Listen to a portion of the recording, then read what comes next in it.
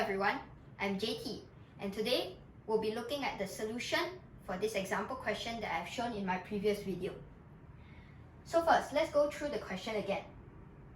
Angle AOP is the central angle of the circle, and angle ABP is the inscribed angle of the circle. If the inscribed angle is 32 degrees, let's find x. So now, over here, we are going to find some isosceles triangles. So over here, we can see that OB is the radius of the circle. So is OP, because they are both drawn from the center of the circle to a point on the circumference of the circle. That means that OB equals to OP. So then over here, we can notice that actually, triangle OPB is an isosceles triangle. So now that we know that this is an isosceles triangle, we can also tell that this angle OPB is equal to this angle OBP. And this is equal to 32 degrees. So now that we know this, we can write it in the diagram. So now, if we want to find out angle POB,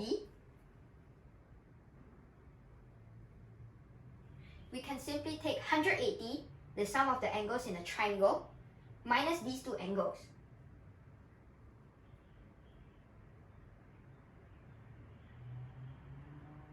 And this will give us 116 degrees. So then we know angle POB is 116 degrees. Now that we know that this is 116 degrees, and we also know that AB is the diameter, which means that it's a straight line. So if we want to find out x, we can take 180 minus 116 degrees, and we will get 64 degrees.